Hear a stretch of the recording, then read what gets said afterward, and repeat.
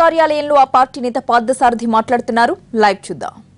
ఈ రాష్ట్రానికి ముఖ్యమంత్రిగా కొనసాగే అర్హత ఉందా అని చెప్పేసి నేను చంద్రబాబు నాయుడిని ప్రశ్నిస్తా ఉన్నా. నేను ఈ 14వ సంఘానికి 14వ ఆర్థిక సంఘానికి ప్రత్యేక హోదా విషయంలో ఎటువంటి అధికారం లేదని చెప్పేసి ప్రతిపక్ష నాయకుడు జగన్మోహన్ రెడ్డి గారు వైఎస్ఆర్ కాంగ్రెస్ పార్టీ 100 సార్లు పైగా చెప్పినా కూడా పట్టించుకోకుండా తన స్వార్థం కోసం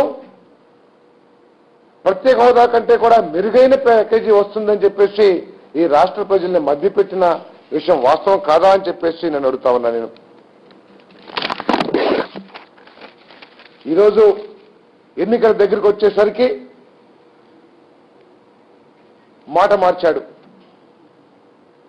4 సంవత్సరాలు తన రకరకాల వాదనలతో ఎందుకు ఈ ప్రజల్ని మభ్యపెట్టాడో ఈరోజు చంద్రబాబు నాయుడు స్పష్టం చేయాల్సిన అవసరం ఉంది. ఉద్దేశపూర్వకంగా మభ్యపెట్టాడా లేకపోతే పొరపాటుగా మభ్యపెట్టాడా స్పష్టం చేయాల్సిన అవసరం ఉంది. అవసరమైతే పవన్ కళ్యాణ్ గారు దీని మీద ఫ్యాక్ట్ ఫైండింగ్ కమిటీ వేయాల్సిన అవసరం ఉంది. ఒకవేళ ఉద్దేశపూర్వకంగా ఆయన గనక మభ్యపెట్టి ప్రత్యేక హోదా సాధించడంలో కానీ రాష్ట్ర హక్కుల్ని విభజన అంశంలోని అంశాలను సాధించడంలో కానీ ఈ రాష్ట్రానికి నష్టం చేస్తుంటే చంద్రబాబు నాయుడు గారికి ఏ శిక్ష వేసినా కూడా ప్రజలు ఏ శిక్ష వేసినా కూడా అది తక్కువే అని చెప్పేసి మనం చేస్తా ఉన్నా. నేను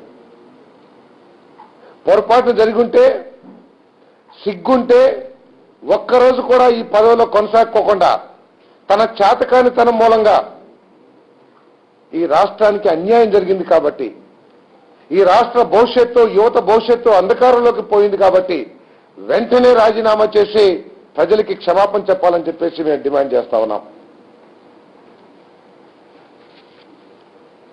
వైఎస్ఆర్ కాంగ్రెస్ పార్టీ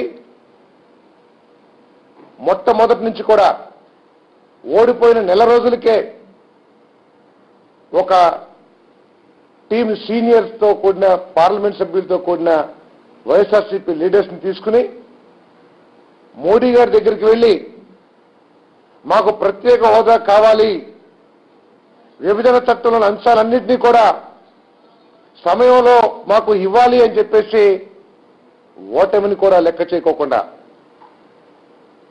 ఓడిపోయినా కూడా మా బాధ్యతగా వైఎస్ఆర్ కాంగ్రెస్ పార్టీ అధ్యక్షుడు జగన్మోహన్ రెడ్డి గారి నాయకత్వంలో మేము చెప్పిన విషయం ఈ రాష్ట్ర ప్రజలందరూ కూడా గుర్తుంచుకోవాలని చెప్పేసి మనం చేస్తా ఉన్నాను. నేను అంతేకాదు ఢిల్లీ నడివీధుల్లో ఒకరోజు నిరాహార దీక్ష చేసి పార్లమెంటుని ముట్టడించే క్రమంలో అరెస్ట్ అయిన నాయకుడు జగన్మోహన్ రెడ్డి గారు ఎంత చిత్తశుద్ధితో ప్రత్యేక హోదా కోసం పోరాటం చేశాడో ఒకసారి రాష్ట్ర ప్రజలందరూ కూడా గమనించాలని చెప్పేసి మనం చేస్తా ఉన్నాను. అంతేకాదు గుంటూరులో దాదాపు 1 వారం రోజులు నిరాహార దీక్ష చేసి ప్రత్యేక హోదా యొక్క అవసరం, ప్రత్యేక హోదా ఈ రాష్ట్ర యువత భవిష్యత్తుకి ఏ విధంగా అవసరమో చాటి చెప్పిన నాయకుడు